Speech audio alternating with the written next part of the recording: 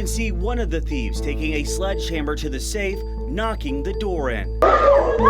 Amid all the screaming, Rambo the dog revved into action. He turns around, hits her back, and slams her onto the ground. This video from a South Seattle coffee stand, Taste of Heaven Espresso, is getting a lot of attention. It's easy to see why.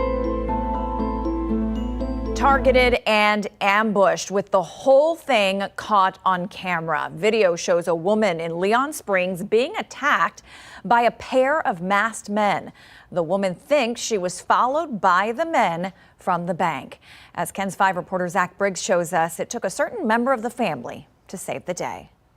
It happened so fast, but it felt like it was in slow motion to me. Noemi Moreno still shaken up after being attacked by masked assailants in the early afternoon of Friday, June 6. I'm like terrified. I'm always looking around now and making sure that nobody's following me, and I'm kind of leery, like going places by myself now. Moreno was taking care of some business at the bank here in Leon Springs. After cashing the checks, she went to pick up her kids at her mother-in-law's house nearby. When I arrived, I was in my car and I was debating, should I bring my purse or not? Moreno got out of the car with her money-filled purse, and right behind her, a red SUV pulled up after passing by just moments before. And these two guys, young guys, all dressed in black with the black ski mask, they started pulling my purse.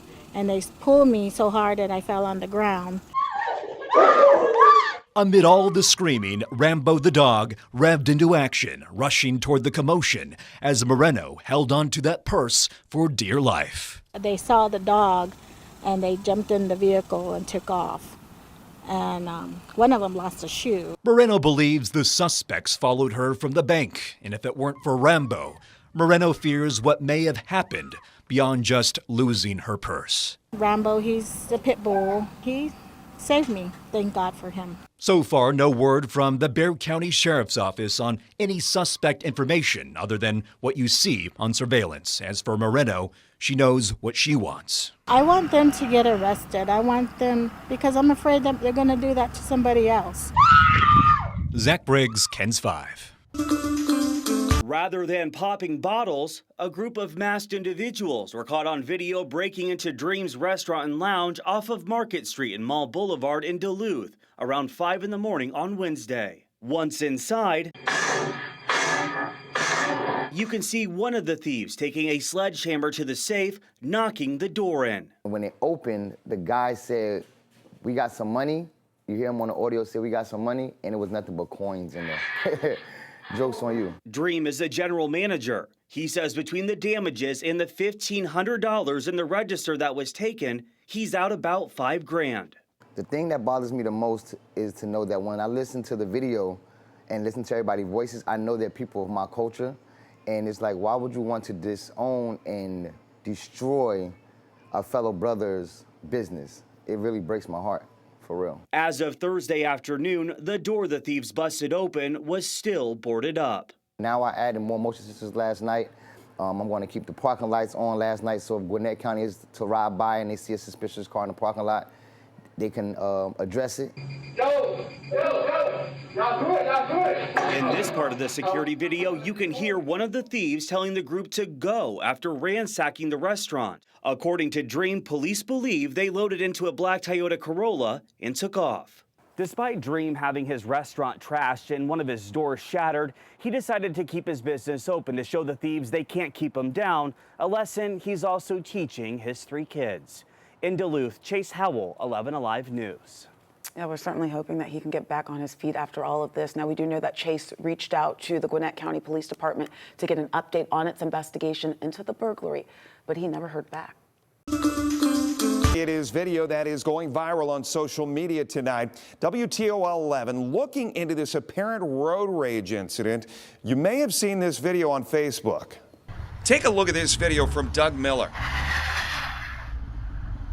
You can see the driver in the blue car slam on her brakes, get out, and start yelling on Hathaway in East Toledo. Get out! Get out! I didn't touch your car, you dumb.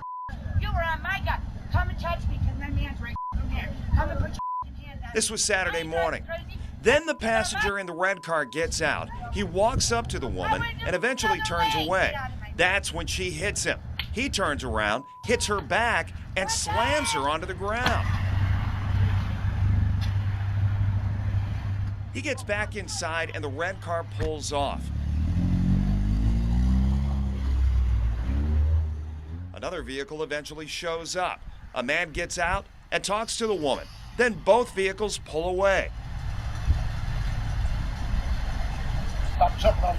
So that's the video. We did check in with Toledo police, and we are told that no reports have been filed from any of the individuals involved. In his video, which has now gone viral, a local Bikini barista smashed the windshield of a customer's car on Tuesday right there after the customer threw drinks on her. Tonight, she's talking to King 5 to set the record straight. Cornelius Hawker has the story. This video from a South Seattle coffee stand, Taste of Heaven Espresso, is getting a lot of attention. It's easy to see why. I have to get in here. Emily owns the coffee stand. She's the woman in the video. Turn on all the open signs. Ooh. Women are allowed to respond when there is danger in ways other than crime. You want me to? The video Emma posted is only a fraction of the interaction she had with this customer, which lasted around 15 minutes. She says he was complaining about the price, even though he's a repeat customer. For a customer to get out of a vehicle in any sense, but especially to threaten, to argue, to any of those things, is so wildly inappropriate. Emma tells me she's seen people chiming in with their opinion about her actions, but stands by her decision to use this hammer. I have multiple hammers in here. To crack this customer's windshield. I was scared, and also I had confidence that he was not going to take it further than what he had already done. What is going to happen next? What am I going to wait to have happen to have this be an even more terrible story? Emma says she's even seen some people suggest she deserves whatever happens to her because of her profession. I think the conversation needs to change from what did she do to deserve that to why did he think that that was at all appropriate, and what response was he expecting? As for legal action, Emma did call police. He refused to leave until the cops came. Throughout the investigation, Emma says it's been made clear to her she was the victim in the altercation, no matter what anyone else thinks. I've talked to now 3 or 4 different officers. No one has said a single thing to me about what I've done. It's all been about, let's try our hardest to keep him away. Emma doesn't plan to let this incident stop her from doing a job she enjoys. The majority of men that pull up are kind, respectful, normal people that aren't looking at this as an opportunity to get my bad day out. Cornelius Hawker, King 5 News. Seattle police tell King 5 the man in the video could face an assault 4 charge, which is a gross misdemeanor. Detectives will make that determination. When you think of whale watching, you think of the bigger boats, not a rigid inflatable like this one that Big Blue Photo Expedition uses. The reason? It gives a much more intimate experience. Last week they were out on the 9 Mile bank looking for orcas. They weren't there, but what they did find was extraordinary. We got really excited because suddenly we saw the water erupt and it looked like the ocean was exploding. What Captain Shearer and his guests were seeing was some really big tuna. We saw just massive 300-pound tuna erupting out of the water. It looked like the ocean was splitting apart. Shearer had taken his guests out last week looking for orca. Instead, the tuna were devouring giant schools of anchovies. They were so dense that day, it looked like you could walk on them. They were out of the water and they were like leaping out in little fountains. Oh my God! The orcas that they were looking for had pushed all the dolphin out of the area, the orca being the #1 predator of dolphin. So when that happened, there were all these unattended anchovy schools, and the tunas took swift advantage. Captain Shearer has spent most of his life living on the ocean and has a pretty good gauge of sea life. The sea lion I saw was 200 pounds, so I'm estimating at least 300 pounds for that tuna. This was not a one-off that lasted just a few minutes. And each individual foamer is what the fishermen call them, showed up for up to a half hour at a time. And it lasted for like 4 hours. And there was other sea life taking full advantage of these bait balls. And then we'd see the fin whales suddenly gulp it down right behind us, but it was all around us. Since Thursday, people are still looking. Quite a few people asked me where they are now, and even as we were seeing them, they were moving so fast. If you're thinking I'm just going to head back out to the 9 Mile Bank and find that big bait ball, chances are you won't find it. Like Matthias said, it's a big, wide open ocean.